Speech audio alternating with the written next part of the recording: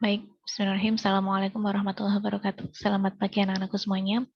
Nah, untuk video ini, Ustazah khusus untuk membahas tugas yang kemarin Antum kerjakan. Okay. Jadi di sini Ustazah membahas 2 soal yang kemarin sudah Antum kerjakan. Okay. Nah, di sini Ustazah akan bahas satu persatu dulu. Untuk soal yang nomor 1 adalah gambarlah titik A yaitu 1,2B, ini C dan D pada koordinat kartesius. Nah, di sini Antum itu membutuhkan banget yang namanya buku berkotak ya. Kalau Ustazah namakannya buku strimin. Nah, jadi mengerjakannya pakai itu. Tapi kalaupun enggak, ya enggak apa-apa. Tapi Antum harus pakai penggaris. Karena itu tidak bisa untuk dikira-kira gitu, enggak bisa. Benar harus diukur pakai penggaris kayak gitu ya. Kemudian, nah contohnya seperti ini nak. Ya ini kan pakai buku berpeta namanya. Buku strimin itu. Nah, Antum tinggal buat garis ya. Sumbu X, sumbu Y, kemudian Antum kasih angka ya. Dari 1 sampai 10, dari min 1 sampai 10, seperti itu. Nah, nanti enak kalau untuk mengerjakan kayak gitu. Yang pertama adalah titik A dulu. Gambarlah titik A. Nah, titik A di mana? Di sini. 1, min 2. X-nya 1, ya. Y-nya min 2, berarti turun. Nah, di sini, inilah 1. Titik B di mana? Min 3,6. Min 3 mana min 3? Ini. X-nya min 3 ya, sumbu X-nya. Min 3,6. Berarti di sini Y-nya. Oh, di sini titiknya berarti. Nah, itu titik B. Kemudian titik C itu 2, di sini berarti 2,8, naik 8. Set, nah di sini titik C. Kemudian untuk titik D-nya, oh di sini titik D-nya. Min 1, ya.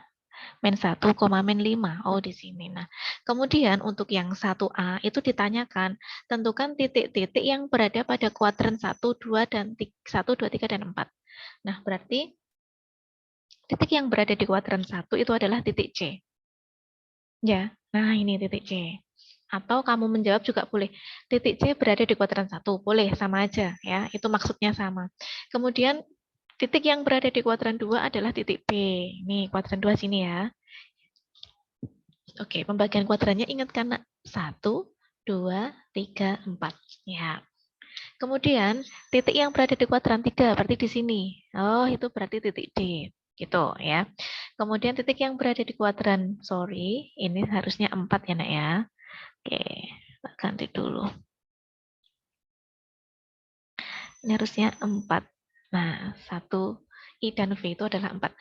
Titik yang berada di kuadran 4 adalah titik A. Ini dia.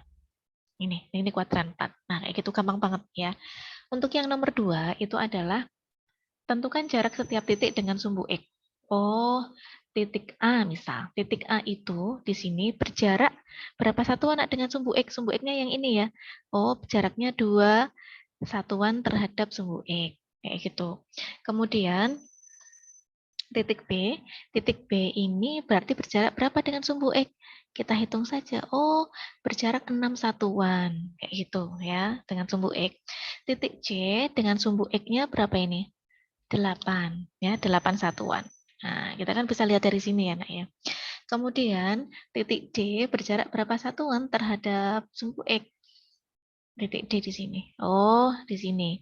Jaraknya 5. Kayak gitu ya. Nah, kemudian yang C, yang ditanya adalah jarak setiap titik dengan sumbu Y. Titik A dengan sumbu Y berarti ini.